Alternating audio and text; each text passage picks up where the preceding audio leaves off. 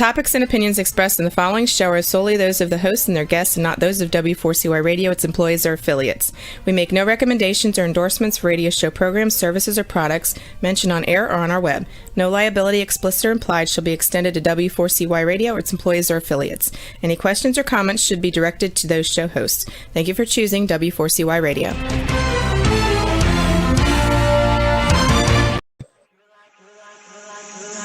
You're like a circle that floats around me, keeping me safe and sound. And when I fall, you tied a rope to me. You're blessing me every day. I was down with an illusion, like a sparrow with broken wings, but now I shine with your reflection. Good morning, everyone, and welcome to the Laws of Digital Design on Demand. I'm your host, Blanca, and this is my amazing co-host, Joey Lewis. How are you tonight, Joey? Doing great. Thanks for having me. Always a pleasure.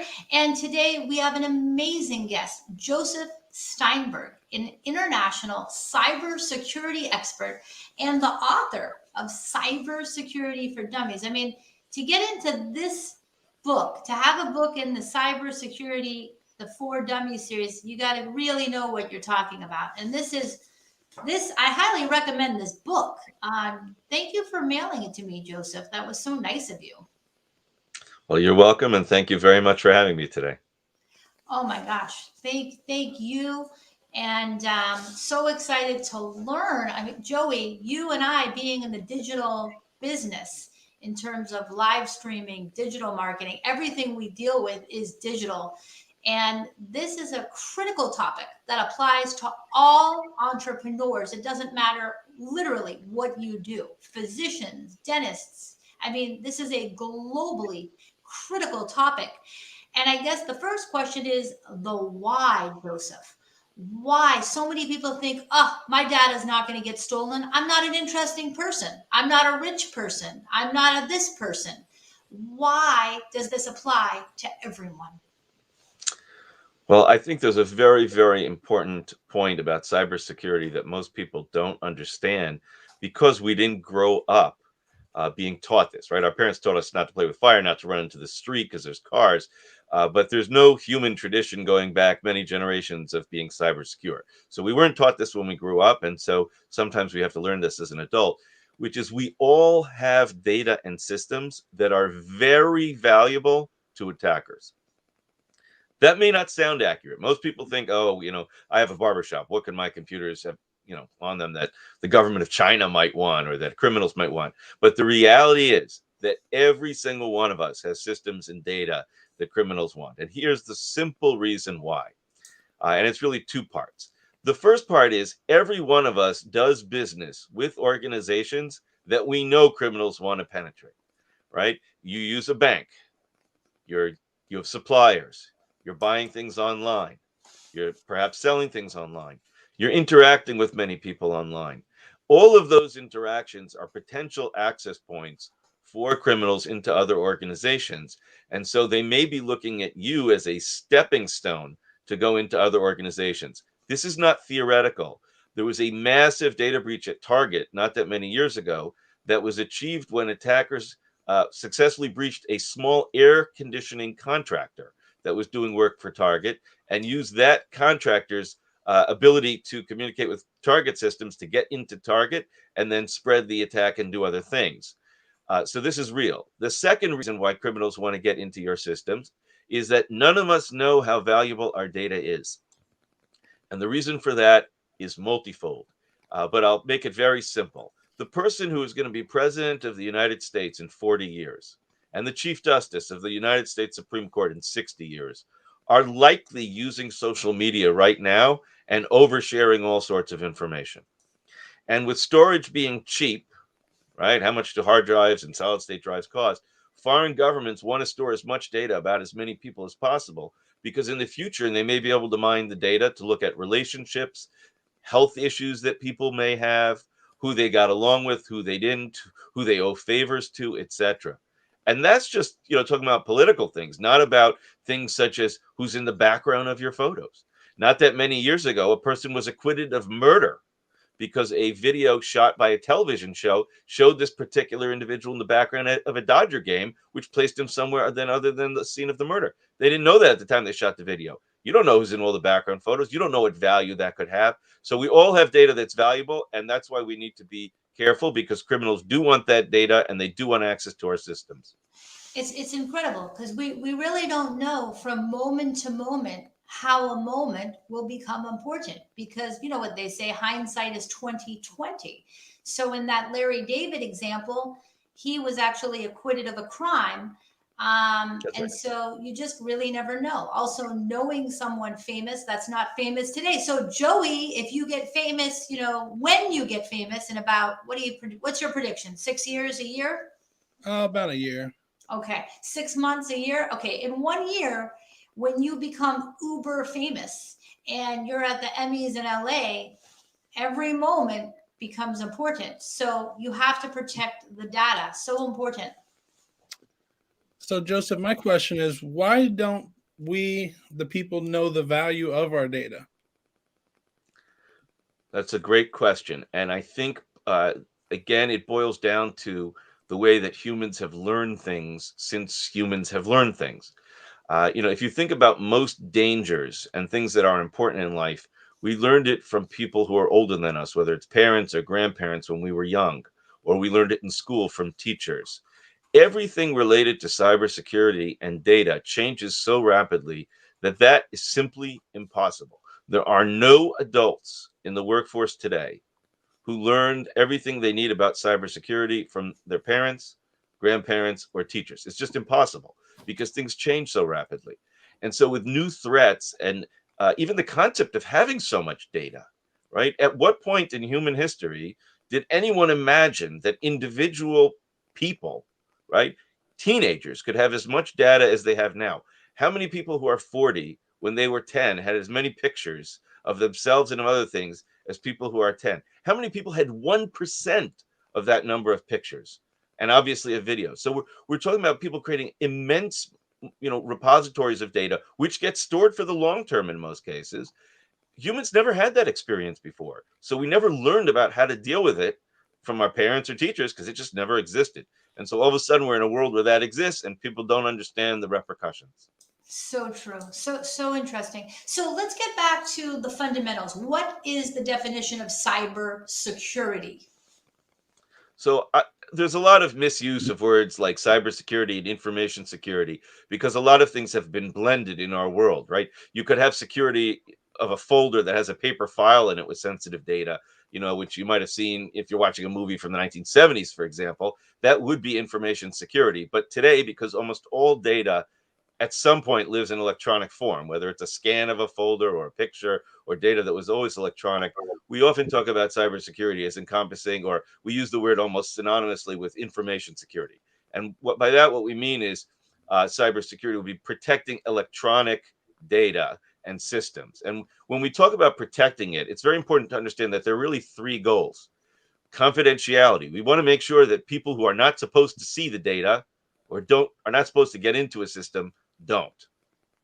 We also need to make sure that the data is available, right? If I am supposed to be able to access the data, I need to be able to get there. A cyber attack doesn't have to be a data leak. If you're selling things online and a hacker causes your website to go down for a week and you can't sell anything, that can be a devastating cyber attack, even though they achieved stealing no data. They just took you offline. So keeping systems available when they're supposed to be to the people that they are is part of the goal.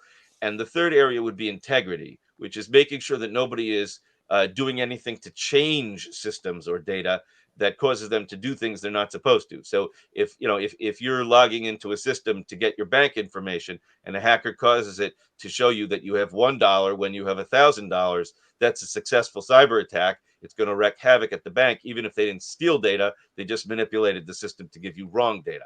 So all three of those are part of cybersecurity. And as I said, there's a real blending with information security, whereas cybersecurity is theoretically only digital data. The reality today is that physically stored data on paper or what have you, and electronic data are so blurred that Yeah, we have to think of information security as all connected.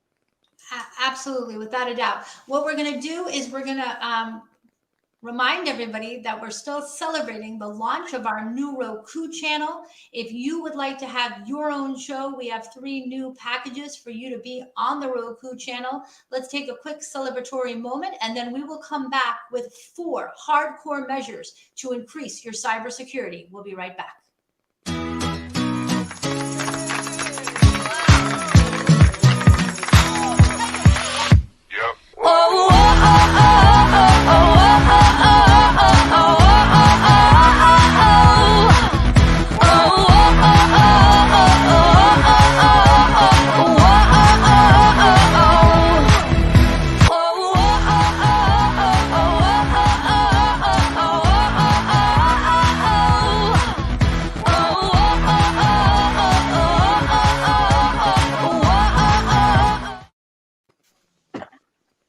All right, welcome back. And now we have my next question, and what Blanca was just saying. I do a lot of backing up. I have so many different passwords, but what are your what can you tell us to increase our cybersecurity overall online on top of backing up our data?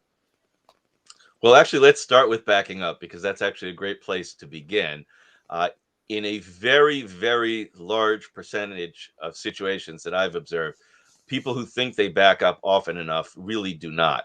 So let's set a clear, objective mechanism for understanding if you are, which is if today all your computer systems that you're backing up suddenly went kaput and you had to restore from backups, would you panic? If you're running a business and, for example, you back up once a week and you lost 1 week's worth of data, would you be in a very bad situation? Because if the answer is yes, then you're not backing up often enough, because the point of the backup is to get you back and running in a situation where you're not going to panic and you're not in a bad situation. So think about how often you back up and whether it really is sufficient. The second thing that's very important to understand with backups is that not all types of backups are the same. And many people confuse the concept of syncing data or synchronizing data with backing up. And what I mean by that is if you configure, for example, your computer to back up all of your documents automatically to a Google Drive, to synchronize your My Documents folder and a folder on a Google Drive. It's a nice thing to do, right? Depending on the situation, you could have a copy if something happened to your computer, etc. And the same would go for competing product. You know, Microsoft has a cloud storage as well. Other companies do. If you're just synchronizing it. But that's not really a backup, because while that will protect you if your computer got destroyed or something of that nature, the reality is, let's say you had a ransomware attack and all the files on your laptop that were synchronizing got corrupted. The corruption is also going to propagate to the synchronized copy. So when we talk about backing up, we need to make sure that we have some backups that are offline.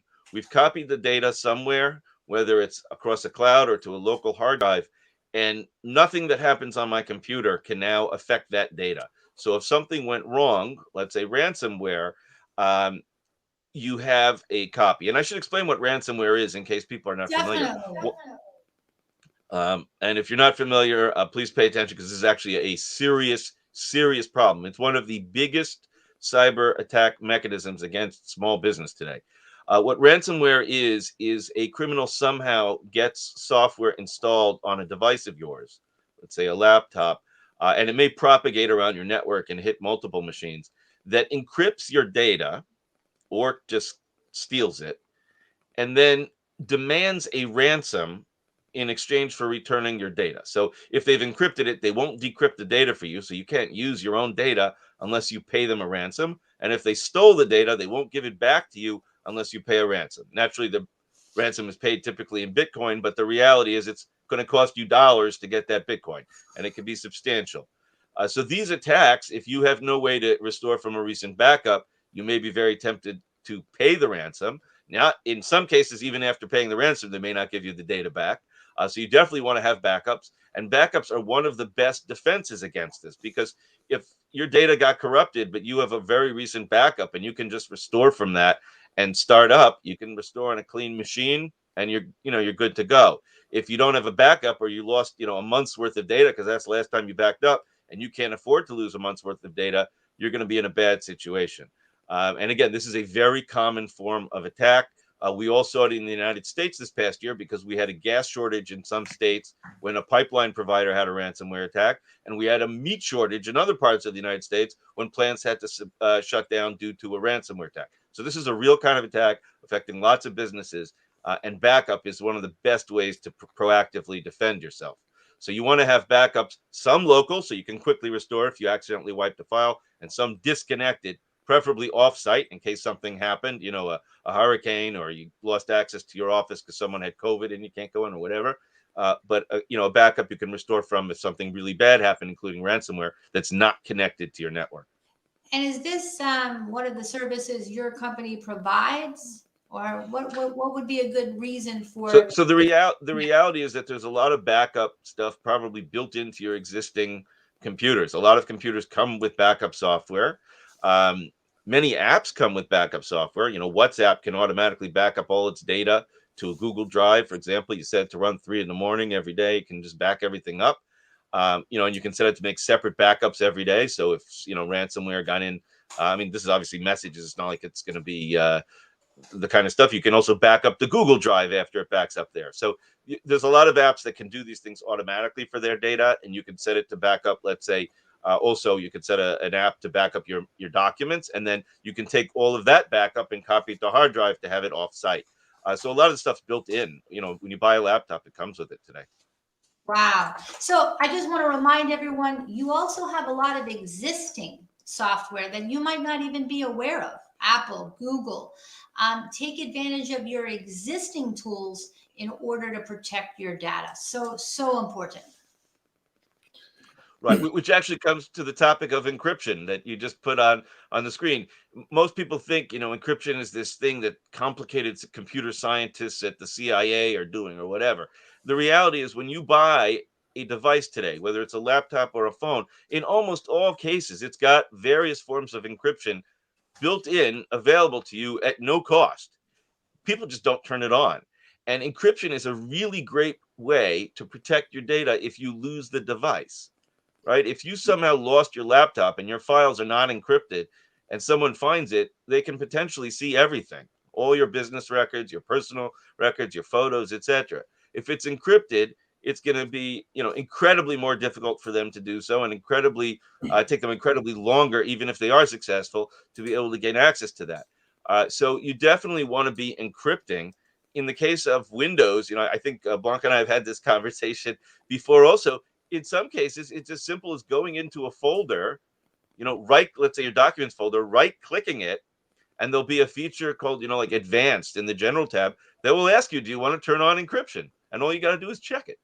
But yet a large number of you woke me up today. You woke me up, Joseph Steinberg, our cybersecurity laws of life expert. I was just blown away how easy it is to protect a folder in your documents. You can protect one folder. You can protect all the documents inside that folder.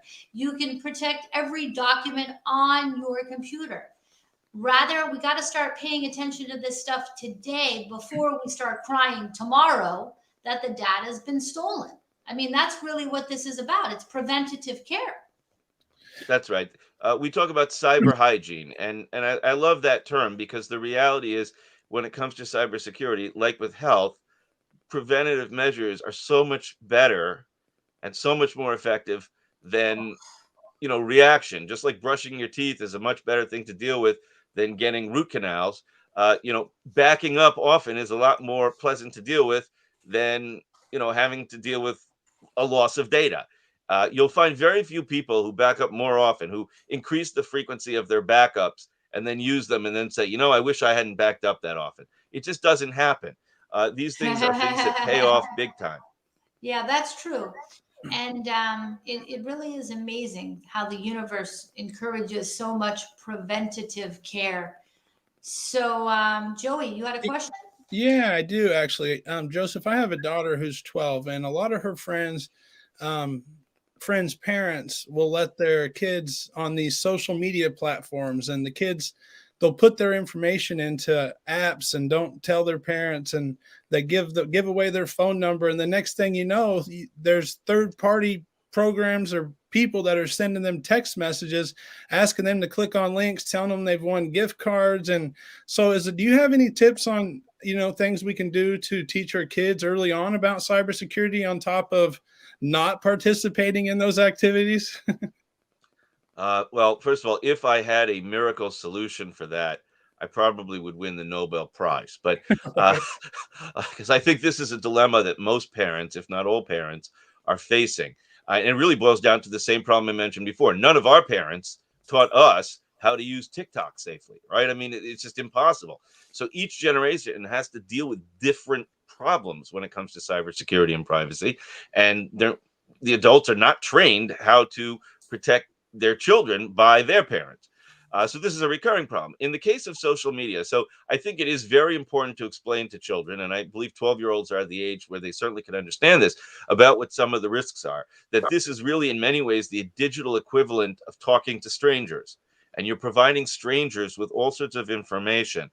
And not all that information is needed in order to use the platform, right? You can be posting things onto social platforms without answering necessarily every question that the platform has asked you about your personal life. So you want to teach your kids about cybersecurity from a young age, just like we teach them about playing with fire or running in the street. You want to, at an age-appropriate level, explain that dangerous things can happen across the internet. Cameras can get turned on and things of that nature. There's lots of different risks. And at an age appropriate way, explain it to them. Teenagers need to be taught too. There's no question about that. But all these, children need to be educated about the risk. And also, what we began with, they need to understand that they are targets, right? They need to believe that, yeah, there really are people out there who want to do bad things to them. And therefore, they need to be careful. They understand not to take, a lollipop from a stranger, but they may not understand not to take an app and give it free data from a stranger. And there really is, in many ways, a parallel. I can't even emphasize how important that is. And what we're going to do is we're going to take a quick break. We're going to thank our diamond sponsor, Tim Marecki, your personal injury attorney, putting community first. Tim does personal injury, real estate law, always available to us. Let's take a look at his message.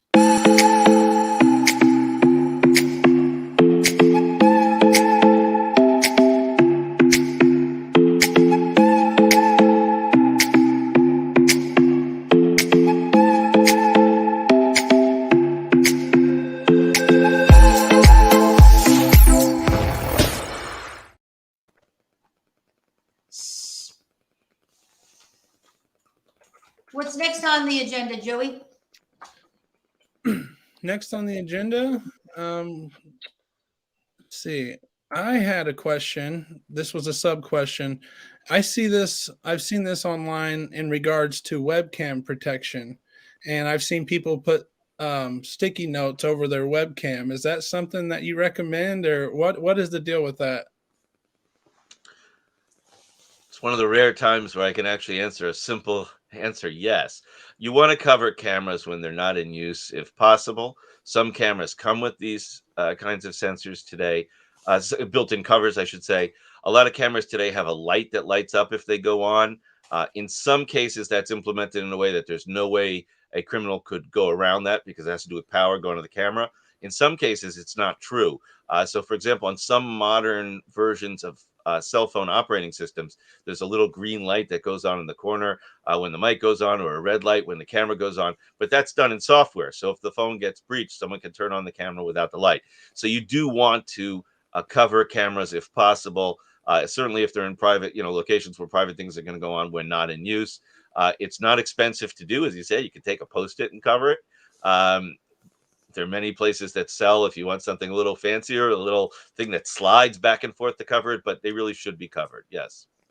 Awesome. Okay. So tell us about the laws of passwords, because obviously everybody has a million apps. What are the rules there? So if only there were simple rules that always worked. One of the problems with passwords is not that people don't know about how to pick passwords, but that they've learned the wrong thing.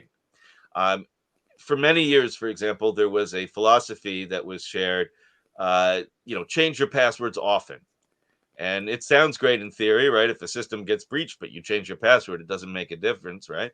But a lot of these things don't actually work because they didn't account for the fact that people have many, many passwords. If you have 20 passwords and you're changing each one every month, that means every year you have to remember 240 new passwords. That's just not practical.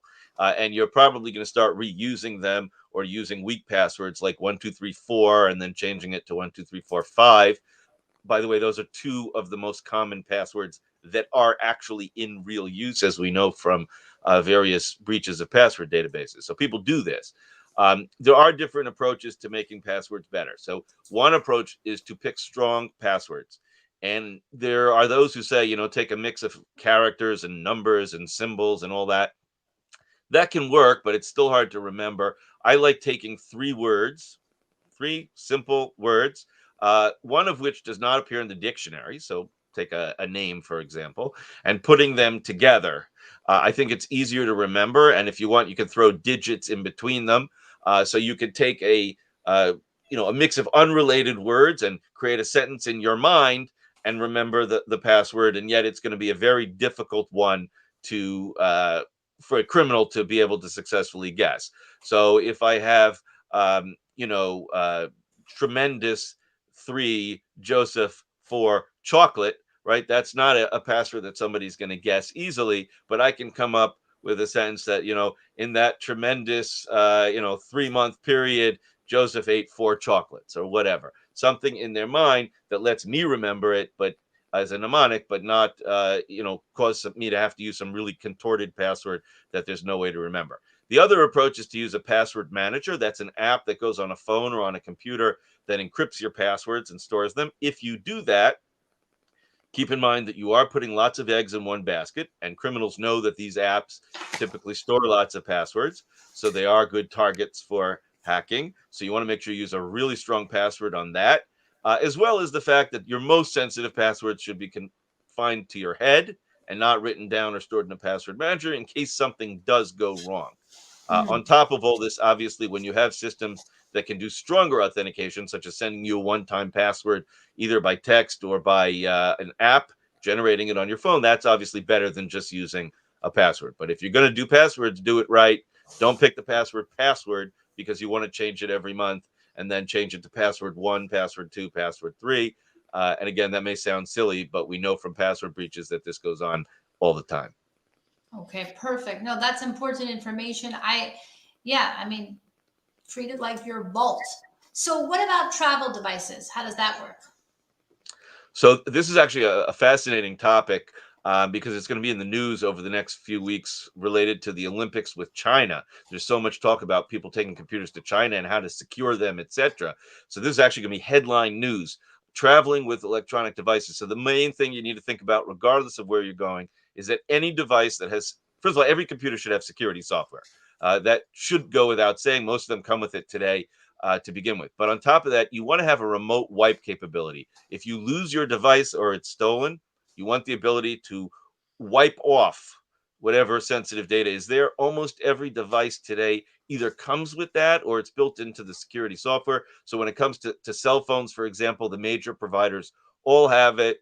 I think in the case, for example, of Samsung phones, you could be using it from Samsung or from Google on the Android side. There are many, many different ways of doing it. You can look online for your particular device. But if you have the ability to remotely wipe it and a device gets lost, the odds of your data being compromised are much lower. Some of these remote tools also have other cool features, such as taking pictures of whoever tries to unlock the device and tracking their location, which can help you recover the device as well. Wow, that's crazy. Can you imagine? It can even take a picture of the thief. Joey? Oh, yeah. I'm learning so much. Now, I want to remind everybody that tomorrow we have our Laws of Life Summit. We have a big summit tomorrow. We are donating $10 to raisetorise.org for every attendee that comes. That's right. So just by showing up, $10 is going to be donated to Raise to Rise with your camera on and on that Zoom link from 11 to 12. Let's take a look at a message from Raise to Rise and Laws of Life.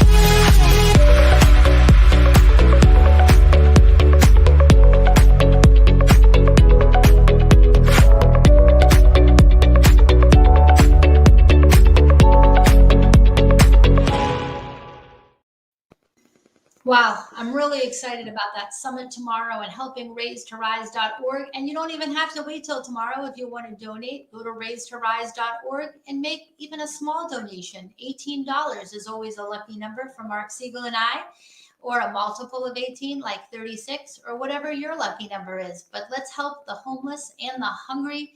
And let's keep this conversation with Joseph Steinberg cooking. He is a cybersecurity expert. If you're just joining us, he's written the amazing book, Cybersecurity for Dummies. This is an unbelievable resource, Joey. I'm absolutely, I'll lend it to you after I'm done reading it. I'll send it to you in Indiana. Okay. All right. Well, I think just to support Joseph, I'll order a copy today. That's amazing. Yeah. I definitely want to learn more about this. And I have so many devices that connect to the internet. I have so many different passwords. I love learning about this. Now, Joseph, I have my iWatch, my iPad. I know the computers aren't the only thing that connect to the internet. So on top of the computers in regard to cybersecurity, do you have any more tips? Yes, actually, as time goes on, computers are becoming a tiny, tiny fraction of the devices that are connected to the internet.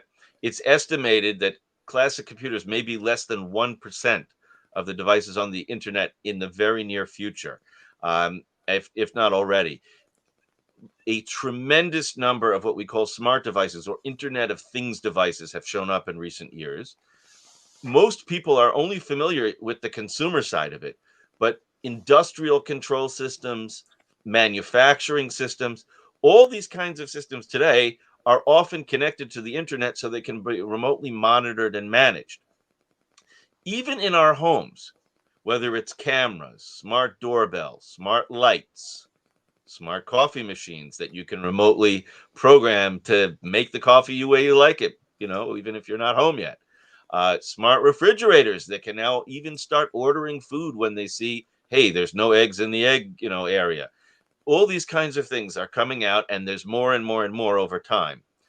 Anything that's connected to the internet that can be remotely managed can also be potentially remotely mismanaged, right? An attacker can potentially utilize that device either for obtaining information from that device if they want, or as a staging ground to attack other devices. Sort of like we began with, right? Why would someone want to breach my laptop if all I am is an individual, entrepreneur running a small business? Because from your laptop, they can go other places. Well, from your smart camera that's vulnerable, they may be able to go into your laptop and from there into somebody else's computer, right? Every point becomes a potential staging point for attacks. And we know that this has happened. We know that these kind of attacks can also be brutal. So not that long ago, listen to this case because this is real and it's scary and it sounds like it's from a James Bond movie. There was a casino that was breached by hackers who hacked a fish tank, a smart fish tank that had the ability for the people taking care of it to remotely manage the temperature, I guess how much food is being put in for the fish, etc. They breached a fish tank and they used that to launch attacks on the network and managed to steal data from the casino, a significant amount of data. Okay. How many of us, when we put in a fish tank, think about the effect that could have on cybersecurity? I mean, let's be real. But this is a real life example in a casino, which is a place that is extremely careful with security. So obviously in our homes, most of us are not putting in the same measures that they are. And yet this happened to them. This is real. Okay.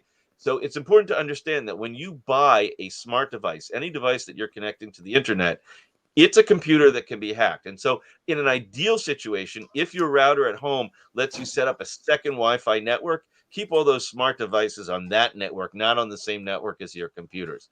If not, at least try to buy brands that are going to properly support the products. And if there are vulnerabilities, they will send you software updates to fix it, as well as always make sure to change the default passwords. You'd be amazed how many people put in camera systems for security and then leave the default password so that anybody on the internet who tries to communicate with that camera can log in and watch the feed by using the default password. So make sure you set the password. So those would be the primary strategies I'd recommend at home for smart devices. We're not going to say don't use smart devices. The world is going to be smart, and increasingly smart, but do it in a smart fashion. Oh my God. That really is such a James Bond story. I can't even believe it. And so what made you decide to go into cybersecurity? How did that even happen? I was studying computer science. I mean, even as a kid, I was always into computers and how they work and how do they make sure that they work properly and what could go wrong, and played around with things, and said, well, if I did this, would the computer respond appropriately or would it do something weird? And I guess that eventually morphed into, how do I prevent somebody else from abusing this computer? Because hey, I can see that I could do this. Well, I'm doing it for fun and experimenting in my house, but theoretically this could be used for other purposes. And studied computer science more and more, was a grad student at NYU, and the internet became, it transformed from a research network of government sponsored universities to the biggest economic marketplace the world has ever seen. And that's going to create cyber issues, and that's when I got involved. So I've been in the space really since the beginning of the commercial internet, and I just love the profession. There's always new things going on. As you said, it's almost always James Bond like, because when criminals come up with new stuff, it's always sophisticated, and when vendors come up with new stuff, it's always cool, and I just love it. No, it's amazing, and it's so important to love what you do. So, what type of customers have you been dealing with? Like, do you have a particular type of clientele that you normally deal with? Sure. So my work really falls into a couple categories. I serve as an expert witness. So a lot of law firms will use me when they're dealing with cases either involving data breaches, privacy issues, sometimes patents related to technology. But there's so much going on in the world of cyber and law. And the reality is, very few people actually understand, very few lawyers are going to understand enough about cybersecurity to be able to try these cases without experts. So I get involved in a lot of cases like that, helping them understand matters, as well as testifying about different matters related to different cases. What the standards in the market are, what is proper to be done, and what's not, etc. The other side is advisory. So I help businesses. Usually they're tech companies or something related to technology, and they want to either improve their own security or deliver a product that's going to help other people with security, and they need an advisor either to help them execute as a business, because I've built cybersecurity companies, or to help them with the security side of the house.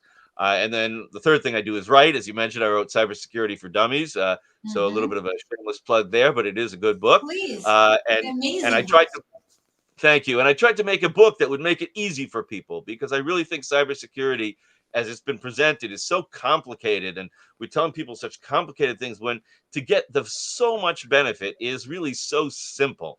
Just let people do the basics correctly, and it will help them so much. So, that's what I tried to do with the book. And I write a column on josephsteinberg.com where I try to cover topics that are relevant for business people, and also try to diffuse some of the alarmist attitudes. There are many times you'll turn on the TV and hear, there's a breach of such and such, reset all your passwords and panic this, panic that. And I try to present cases where, many of the situations you don't really need to do anything. Sometimes you do. Sometimes there are real repercussions, but many times you don't. And we try to separate between those so people know when, they need to act, and when, hey, this is a great news story, but it's not really going to hit me. Um, so No, that's that's what I do. so important. I love what you do, and everyone at the Laws of Life definitely needs to get to know you. So we really hope that you should definitely come to the summit, and you'll be announced as a special visitor to the summit. And we are expecting a pretty big turnout tomorrow from 11 to 12. So if you can jump onto that Zoom. Now, if you're wondering how you can jump on the summit, it's a combination of a talk show and a networking summit. You're going to want to subscribe to the Laws of Life platform by going to Clubhouse on Camera /subscribe, or you can click on the QR code right here on the screen. And once you subscribe, it's completely free. Then you will receive the Zoom link. And that automation was set up by Joey Lewis, our Go High Level expert and our official Laws of Life collaborator. And it's a great way to meet people. So we definitely want you to come into that summit. I'm also excited to announce that we have 3 new packages. So if you want to have your own show, just like the show you're watching right now, we have the starter stream package where you can have a show 15 minutes a week. We have a pro streaming package where you can have a show for 30 minutes a week, or we have the Olympic package, just like this one, where you can have a 50-minute show per week. And you can display graphics, display PowerPoints, display commercials, and really convey your message and the expertise that you're sharing with the world in an effective way. And it really is an amazing way to get to know people. And just through this process, Joseph, I mean, you've told us so much about all the amazing networking groups that you attend for businesses, for entrepreneurs. And even though you live in New York, it's like you're right around the corner. Right. I mean, one of the things that I mentioned earlier is how much technology has changed. Anybody watching this is seeing how much the world has changed. We're sitting in 3 different locations as if we're sitting next to each other. As you mentioned, you're on Roku. Nobody's grandparents taught them about, when they watched Roku 50 years ago. So these are all new things. And it's not surprising that people wouldn't understand the cybersecurity issues that are created when new technologies come out. They create so many opportunities. Like you said, you can reach people on a show like yours, and you can reach them all over the place from sitting in your home or sitting in your office. These are all new opportunities. With them come the cyber challenges. So they come together. You get great benefits. We got to do it smartly and securely. And that's why I love this, because we always see the latest technology. So it's cool. It's amazing. So Joey, you have another question.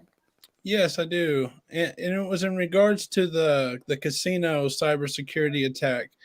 Now, my grandma and my mom, just about everybody I know, they get spam calls, multiple spam calls. And when the cybersecurity is breached, just like in that case, and they most likely get the customer list of who participates, their information.